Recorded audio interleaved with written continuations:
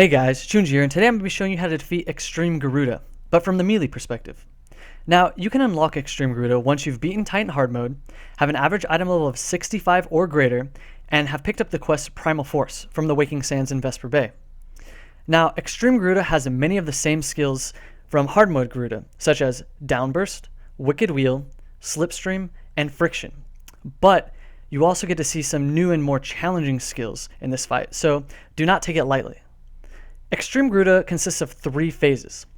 Now, once you pull Garuda, it starts exactly like Hard Mode Garuda.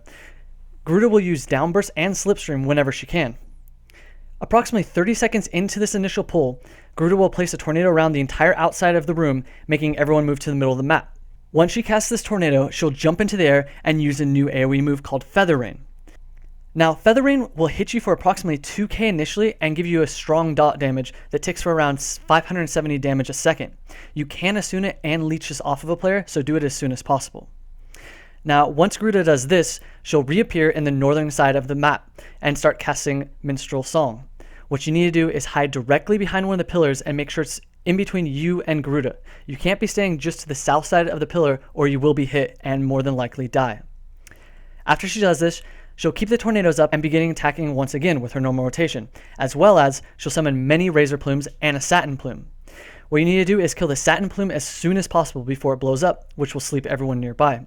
After that, make sure that you AoE down all the rest of the plumes, otherwise they may explode and potentially killing someone or wiping your entire raid. Or it could kill one of the pillars as well. You're going to be continuing this cycle until she reaches approximately 75% HP. So basically, she'll jump, Feather Rain, Minstrel Song, and then summon the plumes. Though every time that she jumps, she will land in a new position and her Minstrel Song will be coming from a different direction, so make sure you realize where she is so you can position yourself correctly. Once you drop her to approximately 75% HP, the second phase will start with her screaming "Die!" and she'll summon Charada and Suparna. Once these two are summoned, Garuda can now use Wicked Wheel anytime that they're up. This attack hits between 3 and 5,000 damage, making it very dangerous for melee to off-tank any of these adds, as well as be anywhere near Garuda while they're up. Charada and Suparna can also use this move, as well as Downburst and Slipstream, as well as a new form of Friction. Instead of Friction targeting one player who cannot dodge it, it will actually put a red circle on the ground and after a few seconds explode, causing a few thousand damage to anyone in its vicinity. Now, when Garuda summons these two adds, you'll notice that there's a tether between Suparna and Garuda, which will give Garuda a large stone skin for physical and magical attacks. After a short time, another tether will appear between Suparna and Charada, which will give them a stacking buff that will reduce their damage they receive. This can stack up to 8 times. Now, the closer they are, the more stacks they'll have, which means all you have to do is pull Charada and Suparna to opposite sides of the map, which will reduce their stacks to 1.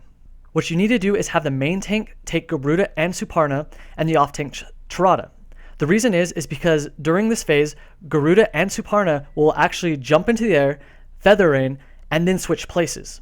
Therefore, if your off-tank is taking Suparna and your main tank has Charada, now Garuda has switched places, making it much more difficult to deal with. After Charada dies, this tether will disappear and the stacks will disappear from Suparna. Your off-tank can now grab Suparna and move her away from the Garuda so that the melee do not die from Garuda's Wicked Wheel.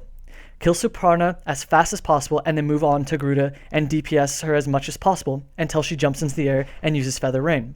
If Suparna or Charada are alive when Garuda jumps, it will wipe the raid, so be very aware of this. Once Garuda lands, she'll scream "The Reckoning Comes," similar to Hard Mode Garuda, and cast Aerial Blast. No one needs to hide behind any of the rocks because you're going to get the same damage no matter what, and it will also destroy all the stone pillars. This is where Phase 3 begins. In Phase 3, this has 2 smaller phases, which will repeat until Garuda dies. In the first mini-phase, Garuda will summon the tornado once again, as well as a bunch of Razor Plumes. Though this time, Garuda will also summon a new plume called the Spiny Plume. This Spiny Plume is extremely important to the final phase, and is considered the primary mechanic of this phase. The Spiny Plume does 2 things to your party. The first is it will place a stacking debuff on its primary target, called Thermal Low.